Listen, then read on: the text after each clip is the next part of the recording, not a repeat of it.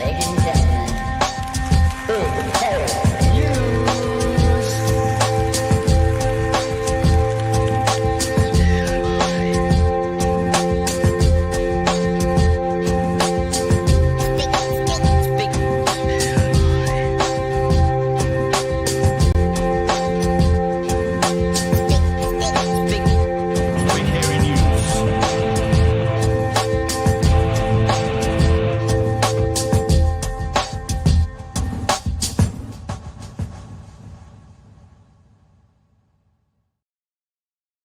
Hey, kia ora koutou whahara. Magenta made it just in time. Just fucking made it. Good work. Right? What You were late, but timing? so are we, so, you know. Oh, fuck it's yeah, all- look at that. We were waiting just for you. Universe got me. It sure Shout out did, sure universe. did. We've been having some fun tech stuff behind the scenes. I was already running late, so that's on me. Sorry, apologies, guys. But we've got someone special joining us in a few minutes. Hopefully the tech will be working all right. I've lost the camera, but that's fine. We can sort it. We'll make it In the work. meantime, Magenta, where have you just been? Well, I was late because as I was supposed to be leaving bang on 8:30, that's when all the MPs started coming in. So I got to experience Chloe coming over to me and giving me a hug. Guys, we're on hugging terms. Did I also they may have- know who you were? Oh, yeah, well, because I met Chloe at the event on Thursday last week. And so that was our first, like, getting to... I technically took a selfie with her, but, like, it looks like shit. So I didn't bother posting it. Bar lighting's fucking terrible. But yes, so I was leaving, and then Kahurangi Kata was like, "Oh, you going?" I'm like, "Yeah, I got to do the show." She was like, "Oh, yeah, it's Friday. I've been telling everyone about Big Hairy News." And I was like, Yay! "Oh." And That's obviously cute, I got that's to cute. see Benjamin, and I was spending the day helping Tori Whānau. So I got to be her little runner boy and get her, you know, chocolate and chips for the movie night that they had, and yeah, got to meet a Nice. bunch of people and have a good time, because it's always a good time when you're at a green event. So Sounds fun. Sounds exciting. if I could have, I would have stayed. Oh, I'm sure they would love to spend more time with people, but you know, they got big. I'll be there big tomorrow. jobs to I'm going do. back tomorrow. I'll see them again. Nice. Wonderful. Well, I think we're ready to go. We've got a guest joining us, which is very exciting. Right. We have Alex Baker, who's going to join us, and they are a candidate for Wellington Mayor. So say a welcome to Alex. Hello. Kia ora, Alex. Kia ora. How are we going tonight? Yeah, Good. pretty good. I love this official microphone setup you've got. Well, I'm just behind the scenes at It's in the Ballot. We've just been debating Yes. the key issues facing Te Whanganui Tara for the last 2 hours. Yeah, it was a privilege, really. I got to hear how Pennywise is going to remove all character housing areas and use them instead to rewild the city, which is possibly my personal favourite policy of the night. And Interesting. Cool. Yeah, I did tune in very briefly. Could you explain why there are some clowns in the panel? you know, it's a great question. I was reading a spin-off article the other day that described all of the mayoral candidates as clowns, and I have to presume that maybe someone thought that was how we were supposed to dress. Oh, okay. So that was don't know what that was. You don't know what that was? Yeah, I didn't get the memo, unfortunately. I decided to put on my my Friday night best just to prove to the ratepayers that I can wear a suit. It It's not all looks gear. Yes. Actually, Actually, that's that great, by quickly. the way. It really makes you stand out. Well, Yeah, yeah, thank actually, I have a real quick question based off that little comment. How do you find it having just people give a shit about what your hair looks like? Oh, like pretty annoying, to be honest. Like, geez, if someone donated to me every time someone told me that I should get a haircut, my campaign would pretty much be funded by now. Absolutely. Yeah. Yeah, although I mean, It's an interesting one because for part of me is like, this is something that I've had for almost my entire life. I consider it a part of myself, and having people weigh in and tell me that I should get it cut, really or it's really like someone saying to you, hey, you should change your personality to fit in. And I'm not going to say that it gives me a taste of what it must be like to experience racism or sexism, because those people cannot change. I could, but it definitely gives me a little bit of a sense of maybe some of the experiences that those people might have. Yeah, no, I don't love it. Yeah, got to say. Yeah, no, I mean, it is discrimination, and it's also just a weird thing for people to care about. Like, it sits there and it looks pretty, and like, who cares? It doesn't change anything inside the brain, eh? Someone said to me that I was talking to one of my friends about this, who also actually has long hair. Someone said to me that basically people think that long hair are lazy. And, like, it's you could not run for this job and be lazy. Like, it is hard yakka, man, especially running a campaign by yourself. It's a lot of effort goes into it. Plus, a lot of effort must go into maintaining nice long curls, because like that's a hair type that is not easy to like maintain. So it's a weird place for people to go. Yeah, 100%. It's high effort, high reward. That's what they say. Right? They're just jealous because they want to grow their hair long, and they feel weird about it. You got to have the curls. You got to do the curls, Speaking of not being lazy and running a campaign, how's everything going at the moment? Yeah, it's a pretty mixed bag. It's like, in some ways it's been super enjoyable. In some ways it's been challenging. Like, if you had said to me 7 weeks ago the number of social media accounts that I'd now have and the amount of experience that I'd have running Instagram, Facebook, Meta backend, ads, Reddit, Blue Sky, Twitter, I was pretty much a LinkedIn man through and through. Oh. And now I'm one of my friends has been telling me that, hey, if I don't win, at least I can become an Instagram influencer. Hell yeah. True. Other than that, though, Good. it's been super interesting. Part of the reason that I got into this is because I was having a bit of a look behind, under the hood, maybe you might say, at Wellington Council, and trying to understand whether the issues that are facing the city are things that I thought that I could actually resolve. And I found that a really interesting process. It's been quite a good use of the combination of like my past at KPMG, where I was in the corporate finance and financial management consulting space, and then also the city infrastructure, sustainability and housing strategy stuff that I was doing at Kāinga. It's been really interesting being able to package that up and put it together to put a sort of strategy together for the city that I live in. It's been very rewarding, actually. So largely positive. Tough scenes though. It's hard work. Yeah, I can imagine.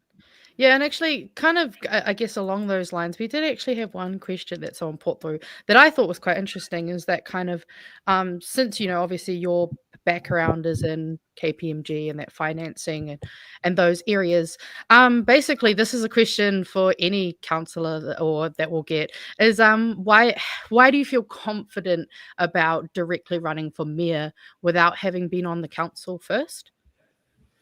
Oh yeah, it's a totally reasonable question. And the answer to this really is that when Andrew Little announced that he was planning to run, I thought, fair enough. It's going to be a bit of a contest between maybe a more conservative viewpoint and a more progressive one represented by Tory. But then when Tory pulled out, I felt that there was just an entire group of constituents in the city that wouldn't be represented, wouldn't have their values represented by anyone who was running for mayor. That was like the primary factor that made me consider doing it. I don't have any prior councillor experience. That can be negative potentially if I don't have the relationships within the council to make stuff happen, etc., etc. But like, if you think about anyone or any job that you've been in for a number of years, it's always those first few years when you hit the scene that you bring the most motivation. So I have quite substantial experience working with local government and city infrastructure projects and housing enablement projects in particular. So a good understanding of the roles and responsibilities of the council. And we'll bring a whole bunch of energy to try and make what I want to happen. No, I mean, I love that. That's actually kind of what made you stand out a little bit to me in terms of, you might not have that, say, I guess, politician experience, but there's definitely a work background that seems like it would have a lot of applicable skills that would be, you could kind of translate into the job. Oh no, we we lost him. us. I can still hear you. I don't know if he can hear us now. I don't think we lost him. Oh, There no. we go. I can hear you. Oh, there we go. Hey! Nice. Your We'll camera deal keeps with- coming in and out, as long but as as we've long got as we the can hear voice. you. Yeah, we've got the voice. I think we're good. Oh, is the camera's gone off as well, has it? Yeah, it's going off and on, It's but fine. she'll be right. We can there we still go. hear you. Okay. Thank you so much for having me, by the way. I was stoked when you guys reached out. Yeah, no, That's I right. mean, I kind of feel like in Wellington, there's a lot of energy of like, oh, it's going to be Andrew, it's going to be Andrew. And even if that could be the case, I think it's just good for people to kind of get more familiar with, a different progressive option. Because like you say, the current, like what we were dealing with was very, very heavily weighted to the right side. Yeah, and I don't really like the way that I don't really like the attitude that was shaping up around the campaign as well. Like these guys say they love living in Wellington, but it's all going bad, blah blah blah. We've got to get rid of these councillors. But I'm like, the city's a pretty sweet place to live, and from my perspective, I feel like we've made quite a lot of progress in the last few years. I really like seeing the bike lanes coming out. I like seeing us investing in the bus priority lanes.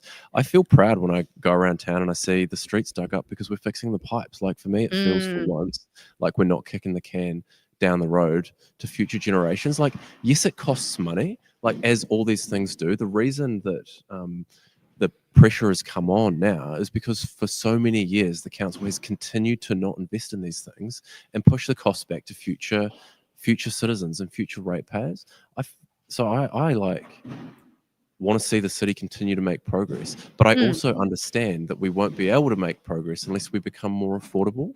So that's the sort of combination of aspirations, I guess, that I bring, is the continue to deliver the positive, sustainable outcomes that actually Wellingtonians by and large want, but put the financial discipline in place at council so that we can actually afford them. And that's what I wasn't seeing really pitched by any of the other candidates. Yeah, no, absolutely. Do you have any questions, Ems? I'm having a look at some of the ones in the chat.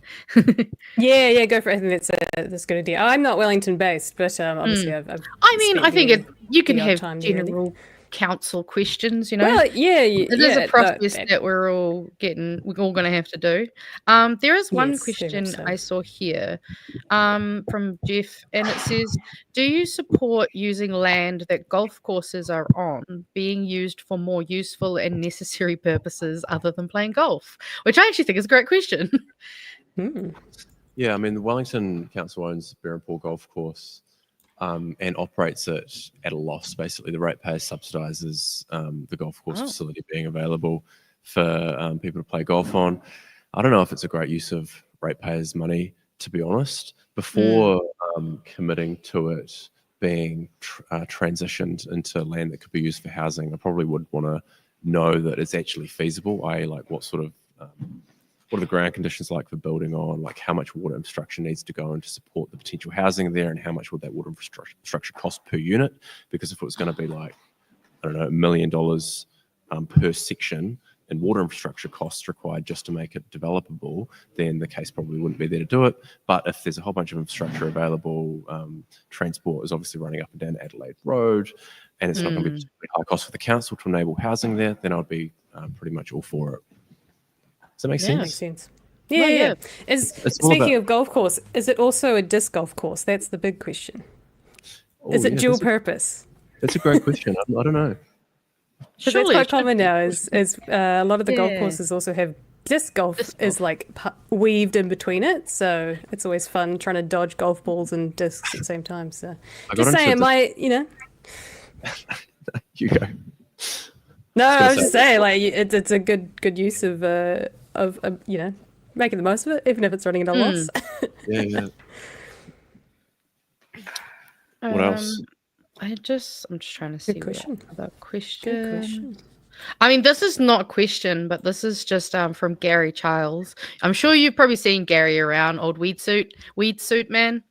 But yeah, thank you for stepping up and standing, Alex. I wouldn't feel like I have a voice in the contest if you weren't a candidate. So Thanks, Garrett. I said obviously the reason for running before, but I did feel like there were two things that I wanted to achieve, and I will consider to be a success even if I don't end up being elected. And one of those is I felt with Tory pulling out like there wasn't a valid progressive candidate running, and there was a real risk of actually people just not showing up and voting. And obviously the council decisions are made by a group of 18 people who sit around a table, and I thought that there was a risk of actually the council by and large becoming more conservative because progressives don't have a mayoral candidate to draw them in to vote for. So I'd actually consider it to be a success if the council as a whole remains like a more progressive group that continues to make decisions that take the city in a direction that I'm happy with. I also sort of was seeing this group of guys who are like austerity. We've got to stop spending money on stuff. And I was worried that Andrew Little would be put in this position where he's the only person that is talking positively about some of the sustainability stuff that the city, in my view, should be doing. So I wanted to be able to be there and be like, this is why cycle lanes are a great thing for Wellington City. This is why we need bus priority areas. Like, this is why we should continue to invest in predator-free Wellington. This is why it's important for us to enable density close to the city centre, so that then Andrew can feel more comfortable taking those positions in the debate, and like whatever happens, just try and change that narrative a little bit. Have we lost the video? Have we? Yeah, it's all right. We can still hear you though. Sorry, I think it's sorry quite. Should have pushed it back. What you're saying about progressive policies and people who are like Andrew Little, who's ex-Labor, and perhaps it's in a more centrist place. I think we're seeing that a lot around the world, and we're asking for it the same here. Is that Greens, for example, putting forward really progressive policies that are probably going to scare a lot of people, even though we would arguably say they're quite sound policies. But if someone like an ex-Labor, more centrist candidate does start to maybe pull parts of that through, it kind of does validate some of those really progressive policies of like, well, if the centrist person sort of thinks similarly and actually he's on board, then like, because I think a lot of people will see more green progressive policies and they freak out because they're like, you don't know anything, that's impossible, stop dreaming. Whereas, if you can take little bits and make it palatable, I guess, for the average person. I think the Green Party have a sort of unfair reputation on this, actually, because I do think that, you hear the narrative around the office, I wish the Green Party would just stick to environmental issues. But the reality is that like sustainability is economics and politics and finance and social outcomes, as well as being about the environment. So that's why you end up with the Green Party attracting people who are actually really intelligent and have a really good understanding of economics and the political environment, because solving these environmental challenges, like a challenge like climate change, is never going to be solved through environmental action alone. It requires like systemic change to the way that our economy is functioning. Yeah. Actually, there's a couple of questions here that kind of, I guess, go in this direction as well. They're kind of two different, but they sit in the same area. So one is, are you committed to following Te Tiriti values should you be elected? And then the second one is also about what's your opinion on the Māori wards referendum? I am committed to following Te Tiriti values if elected, and Te Reo Rangatiratanga is obviously equal partnership enshrined through the Treaty of Waitangi. It's obviously law in New Zealand, and I believe that the Māori wards are an excellent way for that to be enabled through local government. I will be, so I obviously will be voting that way. I believe in it, and later on in the campaign, I'll be campaigning on making sure that people know that it's important to vote for the Māori wards to be retained in Wellington, or in Te Whanganui-a-Tara, I should say. Yeah. Yeah, and so I guess we've got a couple of quick other questions. What's your position on selling airport assets? Is the first question.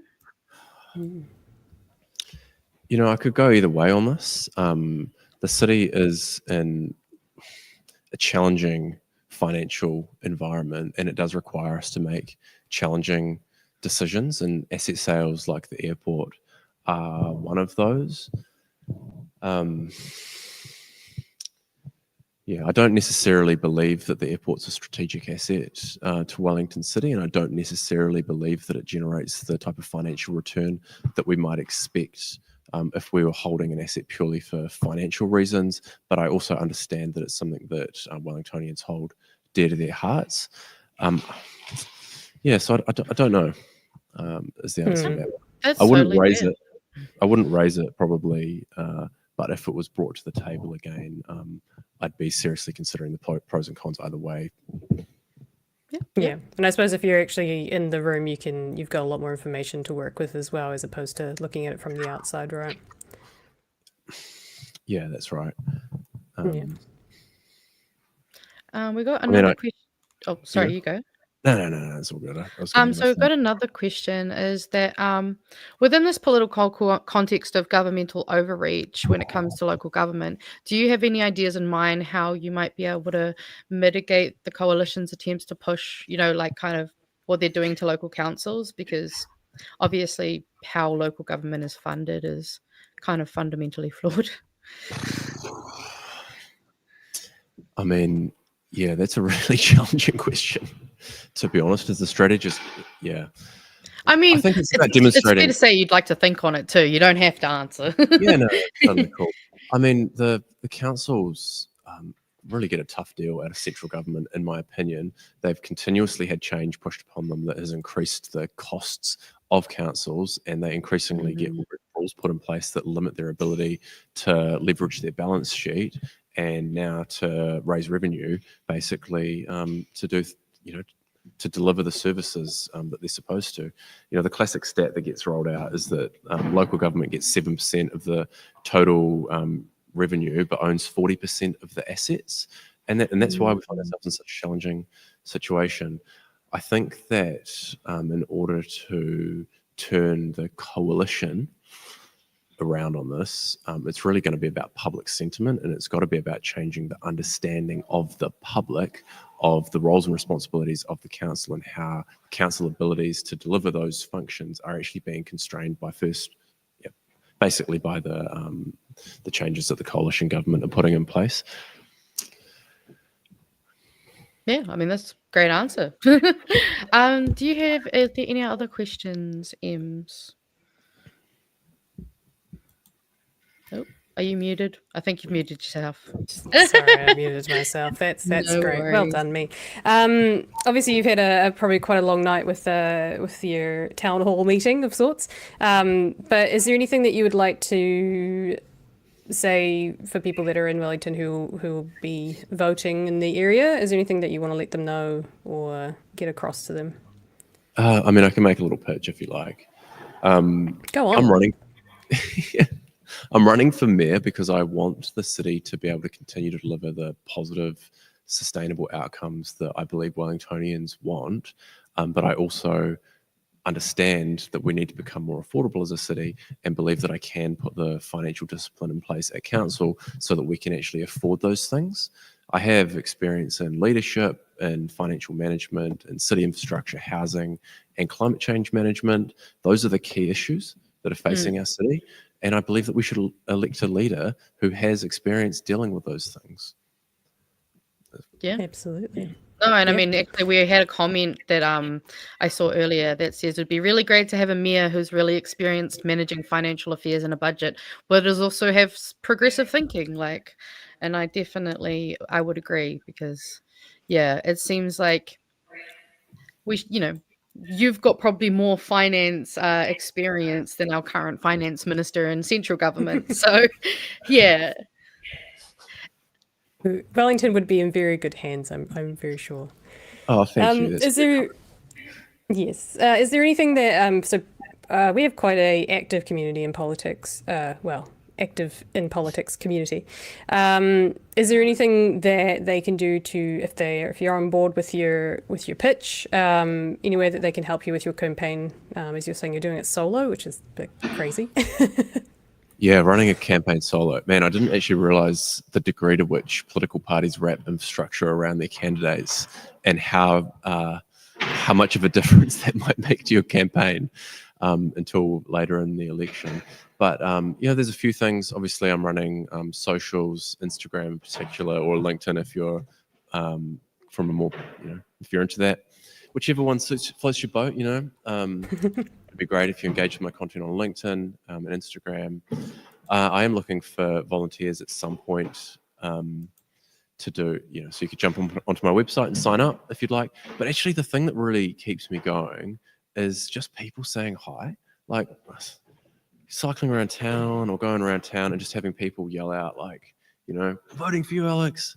It's actually those things that really make it seem worthwhile for me. Like, I'm doing this because I care about the city. I'm doing it because I care about the future for young people like me who, like, honestly, it's pretty demoralizing looking at the state of the, like, oh, God, list the problems, state of the world at the moment. And it's like, what is my future going to be like? And I have 2 daughters, a 2.5-year-old and a 6-month-old. And I'm like, what is their future going to be like? So the question is, what will it take for me to be excited about their future, my future, our future?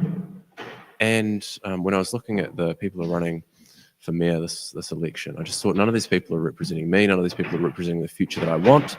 I was like, it's going to be a lot of work and a huge personal risk to run this, but I can't sit back and be like, I wish that someone else would step up and be the change that I want to see if I'm not prepared to do it myself.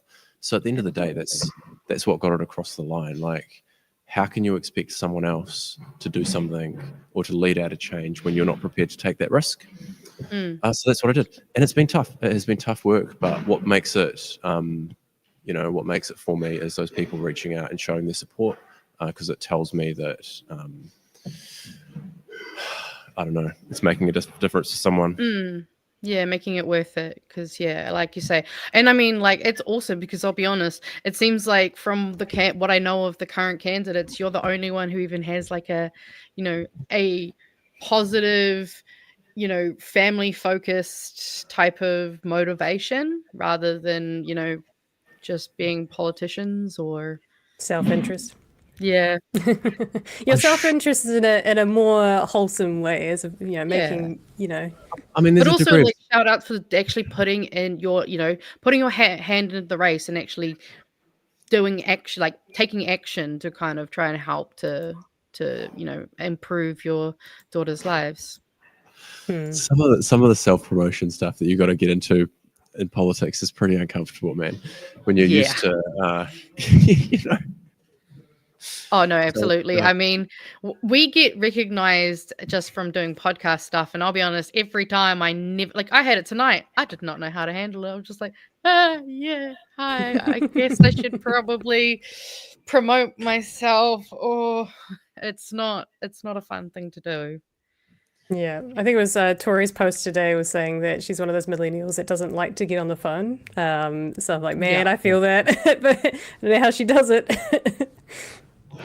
Yeah, the phone time is actually another change that I've struggled with a little bit, because social media, right, requires you to be on my phone actually can't hack it. It started just flashing up my green screen whenever I open it up. It's never been used so much. Yeah, doesn't know what to do with itself. I probably should say that I have sort of 3 priorities, I guess, for the city as well.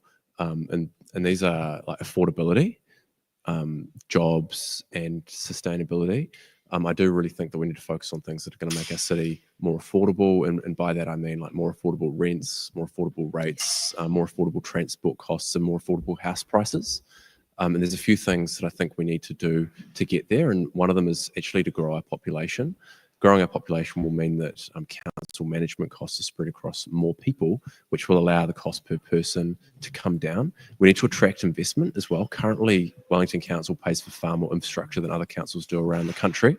We need to make sure that Wellington is getting its fair share of taxpayer-funded infrastructure so that council and ratepayers don't have to pay for everything. That will help the city to become more affordable as well. Cost control at council is obviously a really important part of this, but I am talking about cost control, not cost cutting, because I don't believe that we should be making dramatic changes that affect the services and infrastructure that we need and like in Wellington. Jobs, obviously jobs is the main reason that people are moving away, actually. Like, many people that I know are unable to find employment in Wellington and eventually have to leave despite the fact that they love the city and have family and friends here.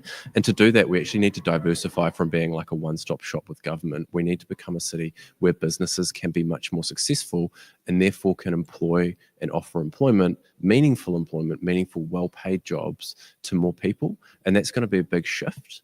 And the other one's sustainability, right? Like, I care about my children's future and I care about the planet, and I want us to continue as a city to deliver things that I feel are right for our kids and right for our environment. I know that we can do it. Those things are good for our city as well. They'll drive affordability, they'll support population growth, and at the same time, they'll make our city a much better place to live and a place where people feel proud that they're doing their part for the future and for the planet. That's kind of what I'm focused on. Yeah, I mean, it's amazing. Yeah. Yeah. It also well, looks there's like lots of people people are in the cleaning up chat who around are- you as well.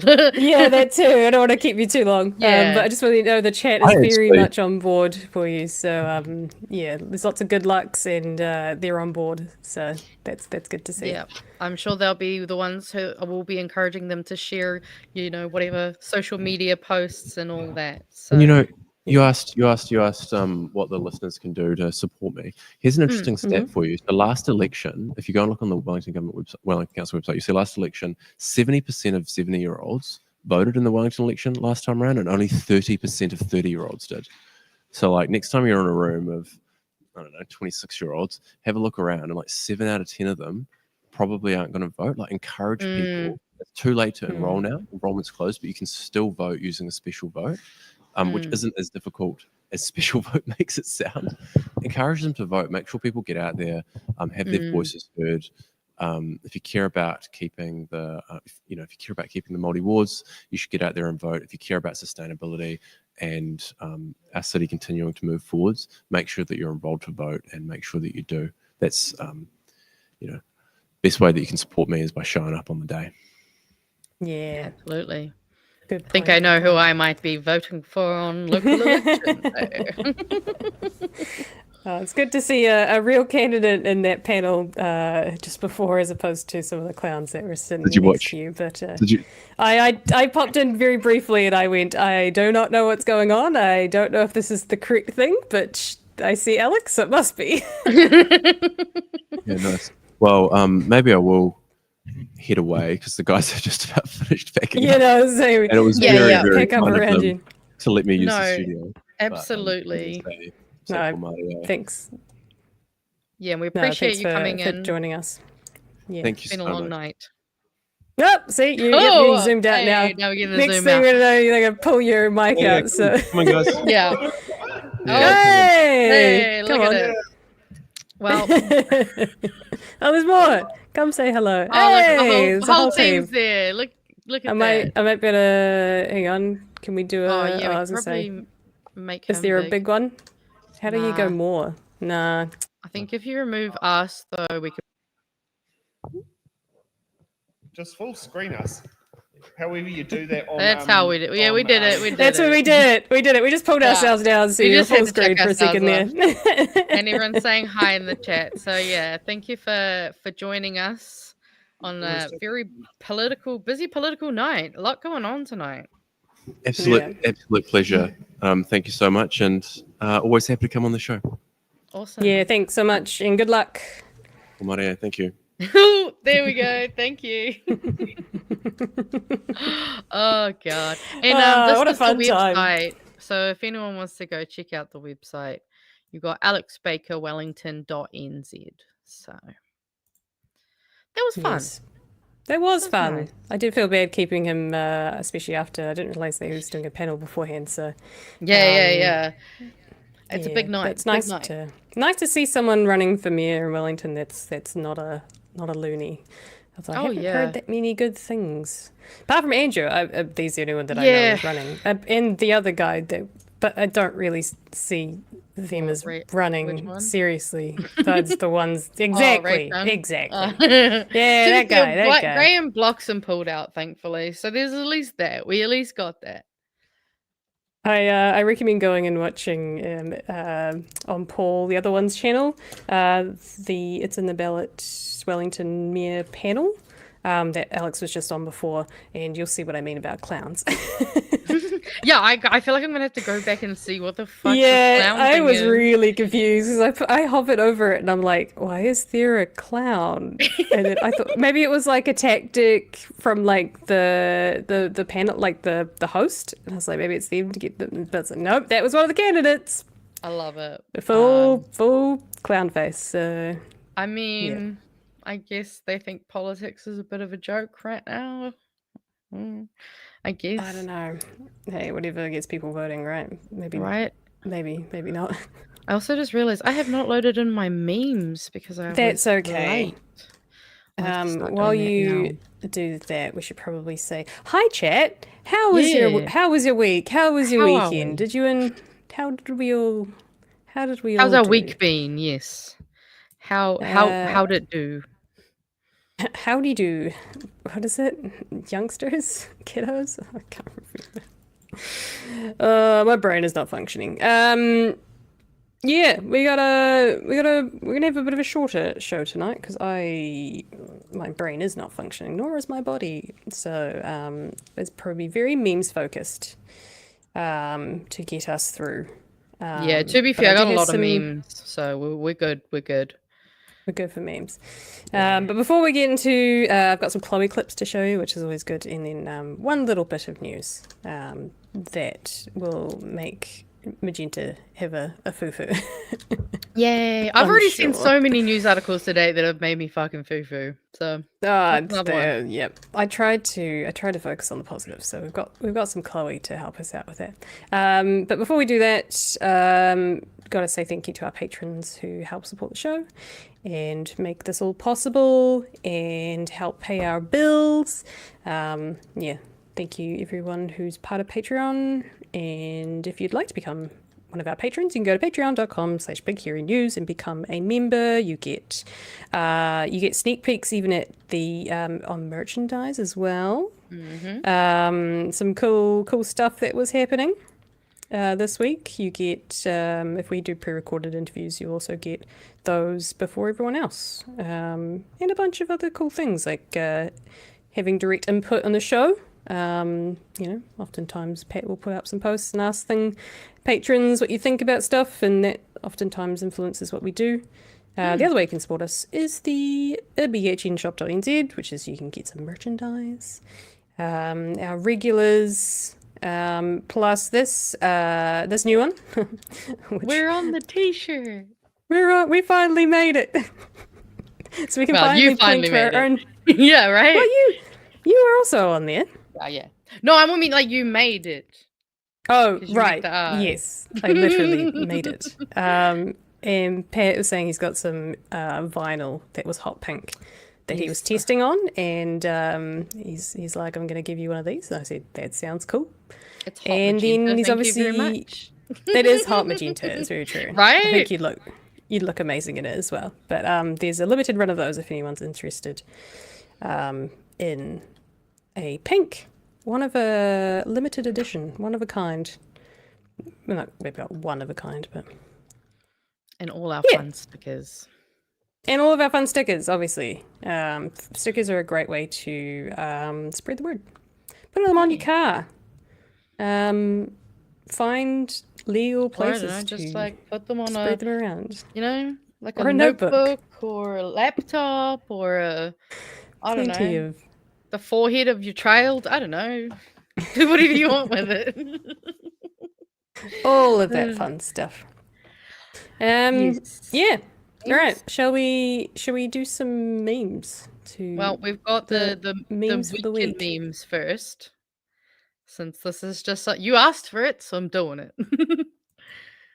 Got expecting Trump will want to distance himself from Greenland distance himself from it. Greenland changed its name to Epstein Island, and that would be funny if they did that. Just we are the baddies. That is definitely. I just love the fact that so. You'll see this later, but you know how I've given people meme assignments? They gave themselves this assignment. I didn't even tell them to do it.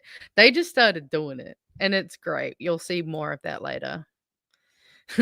just the continuation, since this is the second week that South Park is gone for gold. Paramount executives watching South Park after giving them 1.5B. Not a great meme, but I do kind of love that someone has really memeified this news headline, because what really gets me is the Luxon taking a selfie at the bottom. It just chef's kiss. Alt-right women are upset that alt-right men are treating them badly. Crazy news. Oh yeah, so this is an emoji, but also some Kiwi Burb has made this without any text on the hat, in case anyone wants to go in there and play around with it. Just wild to me that people can work 8 to 12 hours a day, 5 days a week for 50 years and argue that it is the best system humans can come up with, and people who make your entire net worth every 12 seconds shouldn't be taxed more. It's crazy. Also, sir, another pedo has hit the timeline. Wait, New what? pedo just dropped. Which one? Oh, there's more. I believe they're doing a further investigation for Jago. And obviously there's the Javon mixed skimmings Yeah. bullshit. So It's not another pedo, but I mean, well, Jevon technically another is a victim. new- No, Yeah. yeah. And I don't know if you know this, Sometimes. but Hannah Montana 20th anniversary is coming out next year. I just thought it'd be nice to have That's some good interesting. news. That is good news, Yeah. but that is very, very interesting because Miley does not have fond memories of being Hannah Montana. So I mean, I guess we'll see what. I mean, to be fair, I imagine now she's probably going to do it her own way, and it'll be interesting to see what happens with that. I just thought, absolutely, kind of weirdly good news. that is some but yeah. very cool news. That's the week in memes, Nice. and then we've still got I plenty just- more memes. Someone is saying, I get the vibe this is a painful and boring job for me. No, I've just been wrestling with sickness on and off. So, and at the moment, my current sickness of sorts is I have really tight jaw. So I'm trying my best not to be too smiley and laugh too much because after a while, this is like causing me a headache. So Yeah, sorry if I'm TMJ not. looks- Oh yeah, that shit sucks. So apologies if I look like I am dead inside. I am only half dead inside mentally, but physically I might be dead inside. So right? also, cute kitty. I know, right? She's being a dickhead, so I figured I might as well put her on the screen. She might as well do Cute. something. Work for her. Mine bis- is in her the box that she Yeah. has destroyed. I can tell. Yeah, it looks like it's almost about to give up. There is no box left in that. So What do you have to say about the news this week? yeah, kitty. Any? Has he got is a heterochromia? No, the other one. No. It's just the coloring of. She's got weird coloring, so it can make them look a little different. She's Oh, just that's got cool. weird coloring, ragamuffin, kitty cat. But yes, Cute. what's our next? What's our next? Do you Item want to on be the angry agenda. and then happy? Of course, I love being angry. Do you? Do you like being angry? No, but sometimes you gotta be. It's all right. I'll medicate afterwards. It's fine. Well, the headline says it all. No, Acts of yeah, I saw this racism. fucking one. Education Ministry cans children's school book for having too many Māori words. Too many. Too many. The thing is, did you read how many words there was? Like 6 or something? Yeah, over the normal usual- number of 3. Which is 3 or 4, yeah. It's Like- fucking... Fucking 6 words. Yeah. So I'll quickly play this the article. It's not really an article. From RNZ, which Bruce Jepson, who's from the Māori Principles Association, to pretty much call it out for what it is, which is blatant racism and white supremacist, in fact. Went as far to say that. Yeah, so rightfully so. Pretty pissed. In fairness, which it got, instead of being like a learner's book, it's now going to be turned into one of those giant books that teachers can still read to the kids and explain it to them, but they can't read it themselves. So, you know. Because what? Our children are stupid? Like, what is this saying about what they think about these kids at that age? Like, to me, this is just almost weirdly infantilizing kids' ability to learn how to fucking read words. And especially language, because when they're young, that is the prime fucking time for it to happen. Not when you're like our age and you're trying to go back to uni and learn a whole new language. It's hard. I had to change my major because of it. Yeah, so I'll introduce a wee bit of this, and then I'm sure Magenta will have more to say about this. A children's reading book has been shelved by the Ministry of Education because it's apparently got too many Māori words in it. In a message to schools, it says student-sized copies of At the Marae will not be reprinted due to the high number of te reo Māori words in the text.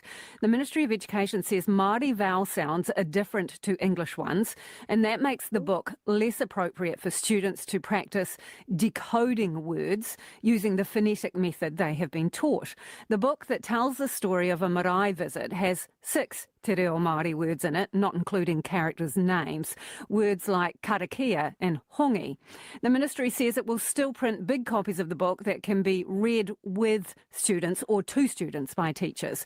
Bruce Jepson is the CEO of Te Akatea, the National Association of Māori School Principals. And so the thing that made me laugh in that, which I can't remember, carry on. And leaders. He says it's an attack on te reo Māori, and Bruce joins us now. Bruce, tell us more. How do you feel about this decision? Well, it's disturbing, really. We view this decision as an act of racism, cultural suppression. And in a press release today, I said that these are deliberate attempts to recolonise our education system. And these sorts of acts, they cause immense harm. So why do you say it's racism, Bruce? Well, what we're seeing here is that te reo Māori, our language, in which our culture is embedded, has been taken, so therefore no longer included. It's appearing too many times, and it's apparently confusing people. And as a national language of Aotearoa New Zealand, when someone says that, they better give a very good reason. So it just doesn't stack up, the reasons that have been provided, other than it only points to racism. If we understand racism and its origin, then that puts greater value on one language over another and suppresses that language, therefore deprioritises an entire culture and people. Yeah. So what I was going to say before I completely forgot, one of the major reasons, apart from the fact that there was too many Māori words, they were only supposed to have 3 or 4, is that it doesn't fit the government's introduced back to basics phonics and literacy. Structured maths and literacy. Maths and literacy that they introduced. So it doesn't fit that because saying Māori words is too hard, and it doesn't fit that at all. So we have to get rid of it. Which I think is a fucking awful excuse. And you know, kids' brains are very plastic, meaning they're moldable and they can still change, and they pick up languages so much faster than us in our older age. And I think to rob them of the opportunity to learn more when they're so young, like Magenta was saying, like it's really insane. it harkens back to the time of when Te Reo was banned, and we're heading back in that direction. Some people might say that's crazy. We're not doing that, but you're suppressing a language which is one of our national languages, which is most important of our national languages, because the only place you can speak Te Reo is here. Nowhere else in the world has Māori culture. This is the only place to experience it, to be part of it. So we need to keep it alive. And fucking 6 words. Oof. It's pretty shit. I don't know. It's pretty shit. I mean, they're just trying to speed run recolonization. That's what they're currently on their plan to do, because they know they have to recolonize before they can finish their fucking Tories plan, you know? It's just, I'm sick of every single day there's just something new, whether it's changing the passports, because a lot of this is just stuff that they don't even have, like they're doing stuff no one asked them to do, which is spending money on things no one actually really needs or wants. Instead, this money should be being spent on, you know, hospitals, nurses, fucking a bunch of shit. I don't know, more classrooms rather than changing all this stuff so teachers are now having to do all of this like change, because I'm sure your husband has experience, like this is a lot of stuff just to put on top of an already overburdened teacher, because we don't pay them enough for the amount of work that we expect them to do. Just, you know, considering they're like counselors, they're having to do things way outside their job. And I mean, it just feels like they're purposely trying to do this and just kick and kick and kick until we either bite or just fall over and let it happen. And obviously I know that everybody here, we're not going to let that happen.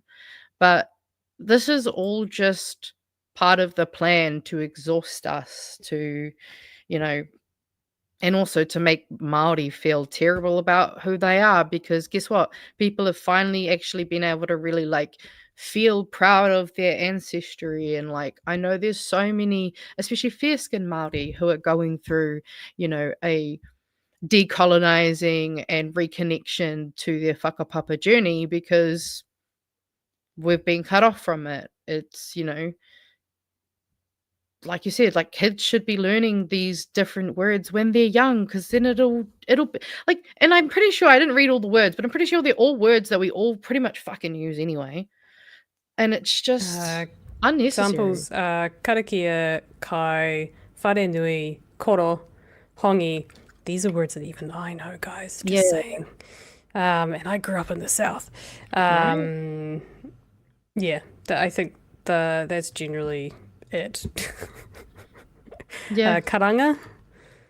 Karanga is probably the only one I don't know. Well, you've probably heard of karanga.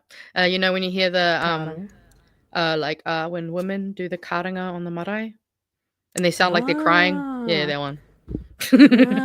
See, there you go. Like, that's how hard is that? Like, a kid's reading it. Just explain that to them, and like in context with the pictures. Like. For fuck's also, it's sake, a good time to get them used to the changing between the different mouth sounds, because yes, they are different sounds. We've talked about this. We talked about this recently, and I was explaining how, because I have a rolling R and I have like a stronger, more of like a Scottish American heritage because I grew up in the South, right? And we were talking about how I find it really hard when I'm speaking English to switch between, and that's why I accidentally said marry. Because you got to caught up between the different vowel sounds. But language up north, like English further up north where there's a bigger Māori population, is a very different. It's that kind of, which people used to say it's like the Maori English, that like makes them sound dumb or whatever. But actually, that's not it at all. It's just that in order to switch between the two languages fluently, they had to change their vowel sounds, and like they're still the same vowel sounds. They just have a slight different twang to them or whatever. And like New Zealand English doesn't sound anything like UK English anyway, or Australian English. So if anything, it should be. Yeah, exactly. And the more that we can change it to make it easier to switch between the two, it's all good. It's all good. And maybe that's what happens when they learn more Te Reo. both of our accents have influenced, like, both have influenced each other. Maori has changed from what it was before, pre-colonization, and same with the English. And actually, there was someone out here pointed out there have been multiple studies in various countries that show children exposed to more than one language from an early age have better academic achievement over all their subjects. And that's the thing, is your ability to quickly change through these different things, like that takes a lot of brain power to be able to do that. And if you can kind of learn that from an early age so that it becomes more of a just automatic natural response, like that's why it's harder when you're older, because trying to create that automatic response takes a lot more effort. Yeah. And yeah, like code switching is a linguistic skill as well, my accent changes all the time, especially Yeah. since I've got echolalia. But my accent will change all the time depending on what I'm talking about, what words I'm using more than others. And yeah, it's just bullshit. We had our Japanese friends were staying after the wedding, and one of them's got a Costa Rican sort of Latino American accent. The other one has a where is he from? Arizonian American accent, and then the other two have like a Japanese English hybrid. And I found myself, like, my R's just like got so much worse because you mimic the other person in order to help them understand a little bit. So, and then obviously it was my parents who have the southern accent as well. So, but it's all part of it, we all chop and change. Yeah, it's also like one thing that I found really interesting when I was learning about Maori and linguistics is that, like, your brain is able to do so much more with linguistics, and it's just such an invaluable skill. And it's something that, like, I don't know, it just feels like it's just, again, a weird racist hill to start dying on when there's, like, honestly so many other things in the news that are probably more important than this, small attack on a book, because yeah, it's not great, but also they're doing so much worse at the same time. Well, it's more of a thing of if this, for example, breaks the parameters in which you've set that this should be the way it is because of these reasons. If it breaks it, maybe there should be like a genuine discussion as to are the rules set correctly for this sort of stuff. Like if, for example, half the book is in Te Reo, and for example, the kids step up too. If it was step up, for example, that might be really hard for a kid, or no boots might be really hard for a kid to understand. But like simple nouns is not a hard thing for a kid to adapt to, and there are already things that we already say and do anyways that are just generally part of our culture here. So it very much. It should have been, probably the rules should have been looked at when this came up, and the book itself should have been considered, and an exception could have been made, or the rules just needed to change so that this book could continue to be read by kids by themselves. Yeah, especially given that it's a national language. And actually, that's the other thing that I remembered, is that when it comes to language, but what the language you speak actually dictates how you perceive the world. So the more languages and stuff actually helps with your ways of being able to understand things differently, because like they did a study basically where I believe it was like a Russian kind of area language, and they found that the Russians, because of the way that they had categorized their colors, they were technically able to see and make distinctions between a lot more colors than those who are English speaking, because we kind of just lump everything into like blue, whereas their blues and greens, because they had a lot more names and a lot more kind of they perceived, so they were able to literally see the change, because they'd slowly increase and change the like swatch from like blue to green. And the Russian language did a lot better job of noticing exactly where things were changing, and were able to visually see that. So like there's a lot that language can do, and how it like literally changes our perceptions of the world. That's crazy. Yeah, there's some cool stuff. Oh yeah, no, language is such a such a fundamental thing, and it also, because it's the foundation for, pretty much most of our life. We have written stuff, but that's a lot newer. We've been talking to each other for a long time, and yeah, it's just another dog whistle, kick and punch, really. Yeah. So that's fun, but like you say, add it to the list. Shall we Right. get into some super chats? Yeah, do it. We've racked up a few. 8 Vasta for $2 says technical team fun. Yes, sorry guys, we're running a bit late. That was my fault. Brooke Matson for $5 says usually a silent watcher. Aww. So just wanted to say hello to you both and hope you are in the chat. Oh well, thank you. Oh, thank you. Always like a lurker. Right. Mr. Arvids, the opposite of a lurker for sure. Obligatory haircut comment and donation. That was for Alex's wonderful hair. Kaimatara, pink chewy sounds like a gum, trademark at M's. Yes, I Exactly. forgot to change it, so Alex is probably like, who the fuck is this? Mr. Arvid says, did y'all see the heartwarming conclusion to the Alan Tamati story? Is this I saw that they might be taking legal action. I don't know if that's the heartwarming. yeah? That's what I've seen, at No, least. I'm not sure if that's. I- But if it is, I feel haven't free to seen just send it to me on Discord, and I'll see. I'll have a nosy. Yes. Tipini na Paki for $2 says monolinguals are boring and have a very small PP energy. Totally agree. That's how I feel about our country being a monolingual country. It's embarrassing. Like, it's genuinely embarrassing to me that, like, most countries have more than one language that's either Even legally white recognized dominant or just countries. Yeah, Yeah. exactly. Like, you go to France, you're not going to find them just speaking French. And I know, like, a lot of people from, say, like, the India kind of Southeast Asian area, the amount of time I meet someone from there and they can speak like 6 different languages. And they're like, yeah, I like know this, and this. Oh, but it's like, what do you mean? This is amazing. And then you just come to New Zealand and it's like, oh, how you going? Sup, cunt. Like, Well, it's like embarrassing. in United States, there's quite a large population of Latino, so Spanish there's is a lot of people definitely- that speak Spanish. Canada has French Canada, so they speak French Canadian. The UK has English and 100 different dialects of English.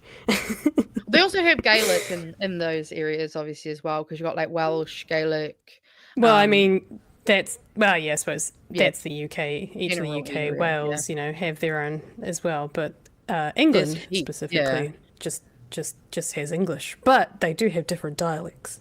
Yeah, That's about all they've got. To be- English dialects can be super fucking like Oh, Cockney versus, like there's so. Ugh. For sure, I was also those are actually, I almost was like thinking of South languages. Africa too. That's another one that has a lot, like African countries in general, actually. I would say the only country I can think of that is worse than us is probably Australia, because they probably respect Aboriginal culture and language, or languages less. is very even less. So Oh, absolutely. like we're doing better by like an inch. Oh yeah, kind it's of. because the bar's in fucking hell. Like, Yeah, for them, Yeah. they could only just step up and they'd be doing, like, it would be a massive clap. For us, like, we really have something quite strong, and I think we need to continue to honor Tiriti and strengthen the language. And I would love to learn more. Hopefully, I'm not too old. Nah, never too old to start. It's just a bit harder to do. Yes. All right, so we should go into memes. Yeah, go on. Was it the pedophile thing? Yep. Just yep. Also, I love this. I need a reverse Shark Tank where US oligarchs, actually, we'll just say oligarchs in general, explain why they deserve billions of dollars while standing in front of 5 people living in poverty who work for them. That would I be love that. such a good show. So, I mean, it's a drag, and we're all busy, but there's going to need to be some kind of revolution. And I have been thinking this a lot recently. I'm like, shit's starting to feel pretty choppy in these parts, which is why I've also got this one. Violence isn't the answer, is the language of the oppressor. They're trying to logic you into not fighting back. Always fight back. Mm-hmm. Democrats leaving Texas to protect their district. Republicans leaving DC to protect the Epstein files. Have you seen stuff that's been... Did you watch the Phil episode? Or Today's? Nah, I don't think it was today's. I think it was maybe 2 days ago. But there was just this amazing scene where basically there was one of their... it was actually a Republican guy too, and he was like trying to be like, oh, do you want people who don't work to get be able to have free healthcare? And the whole crowd started cheering. Like, Americans are finally getting it. It's amazing. Well, I'll have to find the link. That's funny. I want our kids to learn about AEIOU instead of LGBTQ. Hi, pre-K teacher here. No need to worry, Nancy. It's in our curriculum to cover all the letters eventually. This week we're working on STFU. Also, this is crazy. The United Kingdom. I deleted Duolingo. Duolingo replies, learning languages is good for you, colonizer. So relevant. So very relevant. I fucking love the Duolingo social media account, to be honest.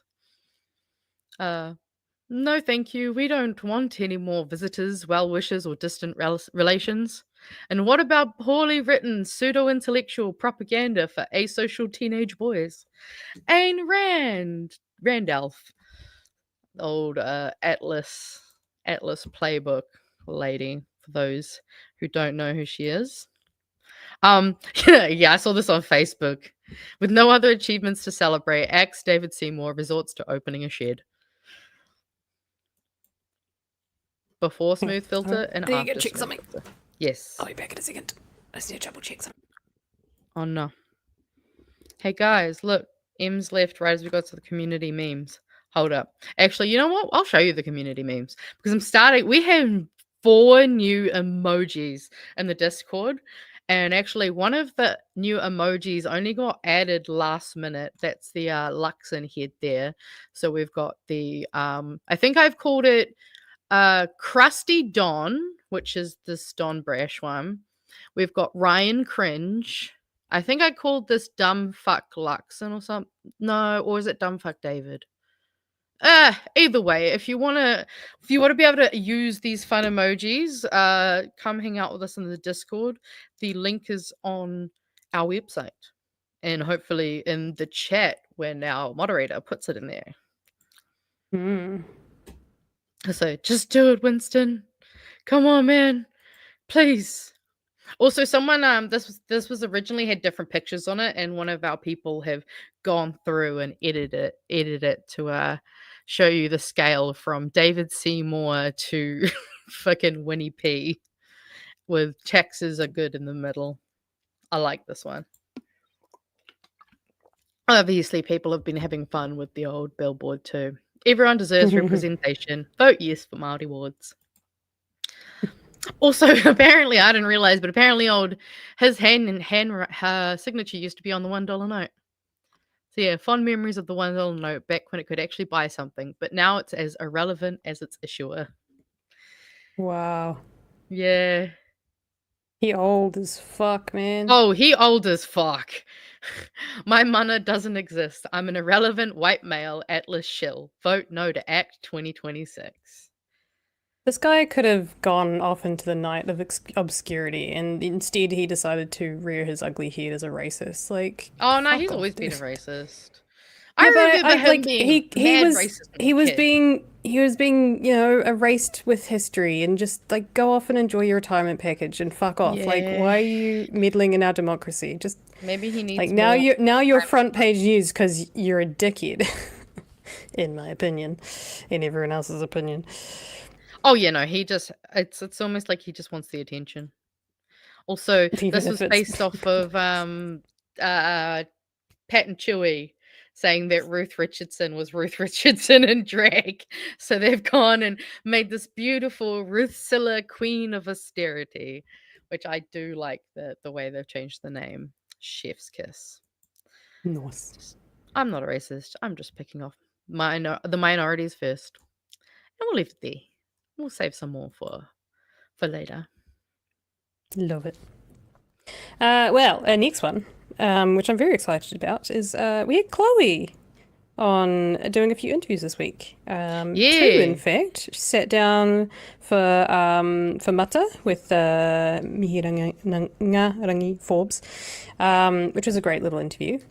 And she also sat down with David Letele. Letele?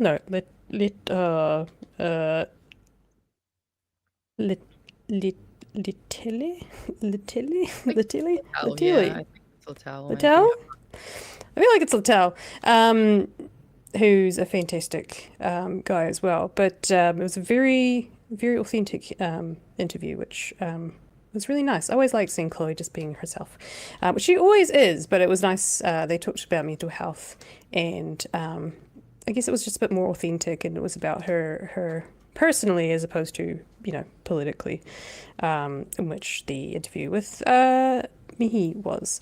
So I'm gonna show a few small clips because I recommend going and watching the interview with Mihi yourselves, because it's obviously fantastic.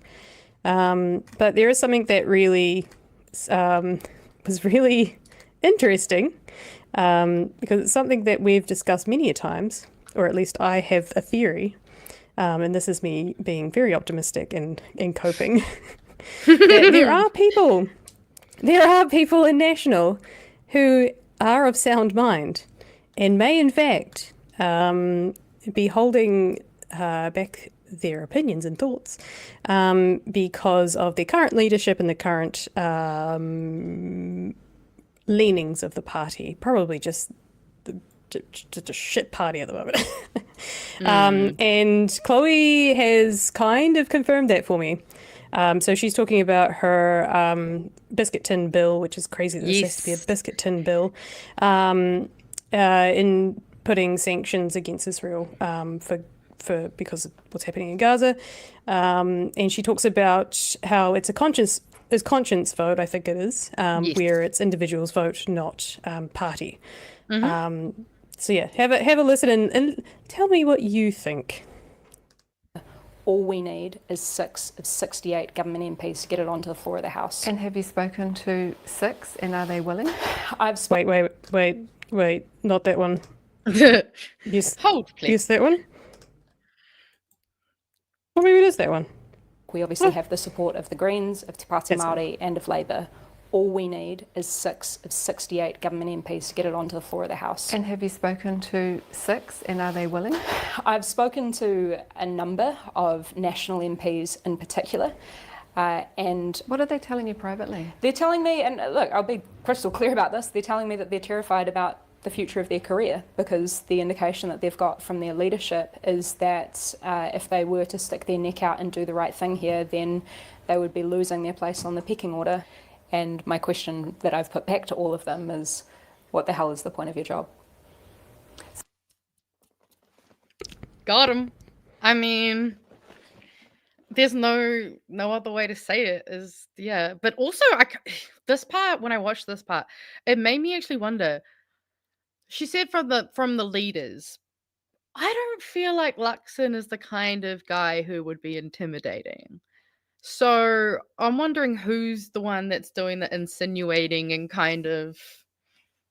Well, there's a few trains of thought with that, right? Because you could be thinking it could be the front line or the front benches.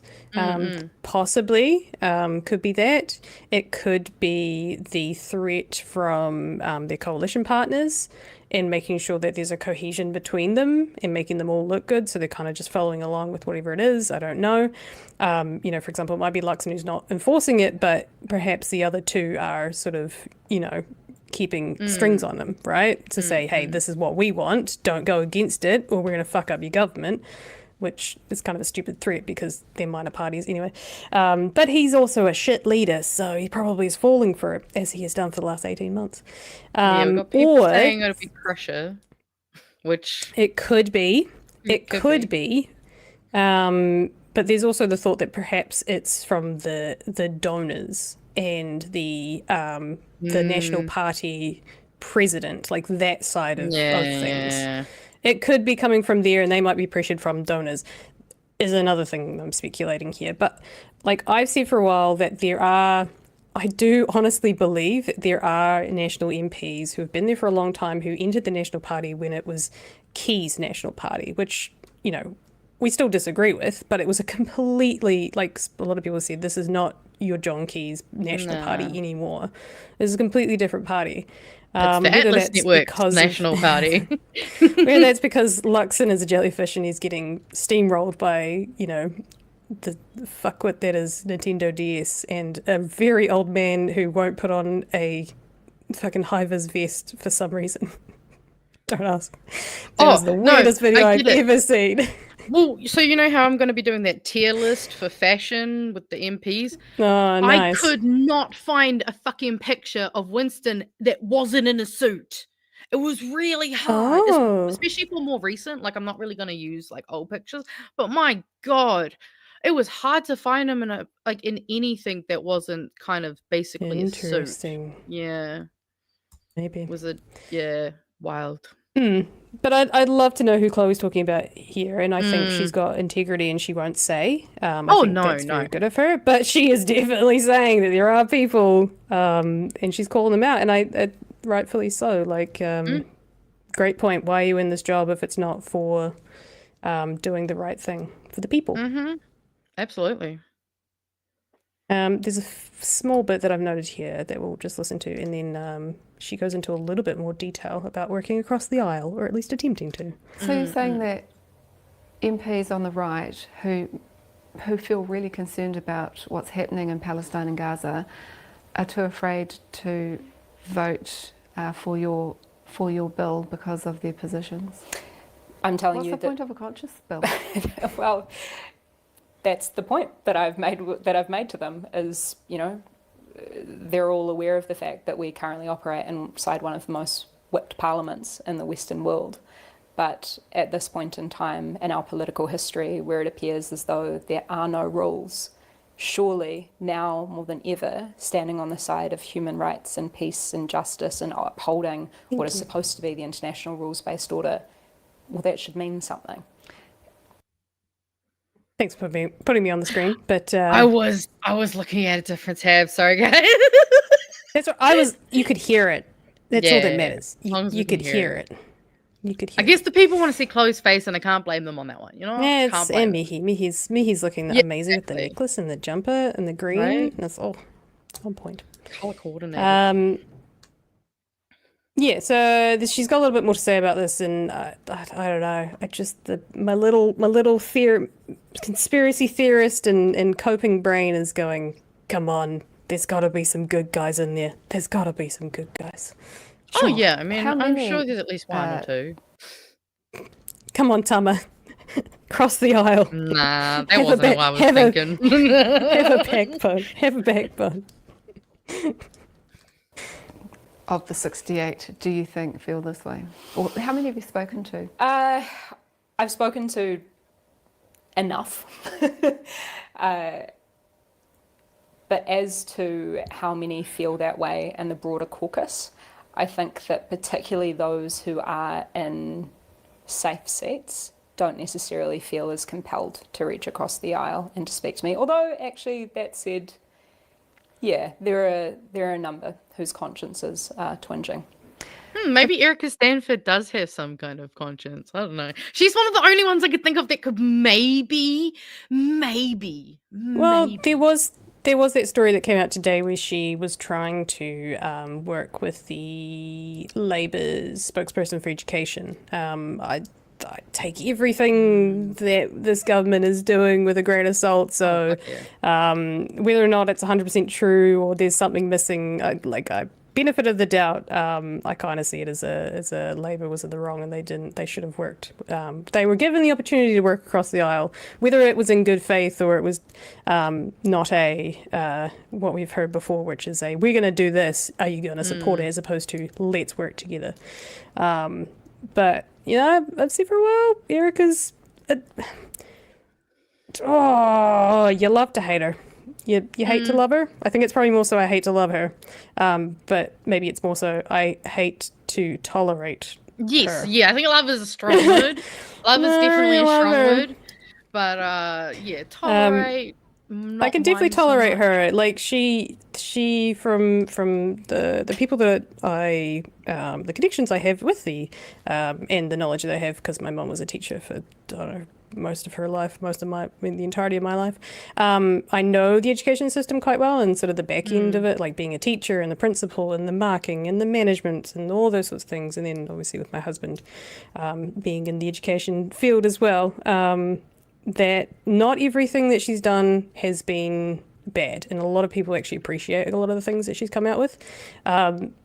Whether it's for the correct reasons, budgetary-wise, or, this bullshit with Te being stripped from a book. Like, there are a lot of flaws, but there are some things that I think she is genuinely listening to the sector, and there are changes that are happening that the sector does want. But it's that whole package of, are we doing it right? Are we consulting correctly? Are we getting the long-term plans? All this sort of stuff. So, but I think she's under the same pressure that every other minister is under, which is go hard, go fast, break the system. And I think she's doing that with urgency and doing it, but at least some, if not a good 50% of what she's doing is actually appreciated. That's not everyone, but yeah. As for other things, I'm not seeing a lot of happy people in health, for example. I'm not seeing a lot of happy people in infrastructure and construction. So, yeah. But I do like to see her going full hardcore. It's just, I just love seeing that, I think it's kind of the similar energy we see from Dr. Gary Panda, and it's that I am sick of this shit and we need to do something because it's not stopping, and taking longer to get to it is only going to be harder. And I can see Chloe, you can really tell the way she's also she's really gotten down pack into her communicate. Her communication skills have always been amazing, but I feel like they've almost leveled up a little bit, where she's on another level, and her ability to synthesize and take in, questions on the spot and kind of bring things in is just, it's getting stronger. And so that's why I'm like, come on, guys, we need to help. We need to help the Greens and Te Pāti Māori and all of this, because we got a lot to do and they need all they can get when it comes to volunteers and help, because obviously the left aren't exactly the rich side. So if we can't help them monetarily, we can help them even just sharing their social media posts. Something as small as that, all the way up to actually volunteering or joining or doing any of that stuff. Yeah. The other Chloe thing that I really enjoyed this week was her interview with Dave Letele on Unfiltered, where she was just a bit more casual, I guess you could say. And particularly, I really appreciated some of the things she was talking about around mental health. And I think, Magenta, I really resonated with a lot of what she was saying around sort of meaning of life and mental health struggles going through school and things. And I think there are a lot of people that will also kind of relate to it as well. But I just thought it was nice and interesting. She's a lot more casual in this because, it's a different, she's not talking policy and politics. But I haven't watched this yet, but I definitely, it's on my list. It's absolutely worth it. But I'll run you through the bits that I really enjoyed that I think everyone could learn a little something about Chloe. Hopefully. Not that page. This page. Yeah, I was an intermediate with all my academic badges, all my service. She was talking about prior to this prior to this, she was talking about how much of a nerd she was, and there was a very inspirational teacher that she had That for was primary me in school. intermediate. I had and then this sort of she goes into how that all changed when she got into a private school. Actually, it was quite interesting. This badges, but I never got a sports badge. But then ended up getting an out of zone to Epsom Girls Grammar. Oh, awesome. And then I've been pretty open about the fact that I had a pretty rough time as a teenager. Mental health stuff. I think, 15 plus years on from it, I'm kind of only still starting to unpack that. My grandma talks about how when you're a teenager, you're an alien. Your brain doesn't quite make sense to anyone else around you. And there's probably some veracity to that. I felt that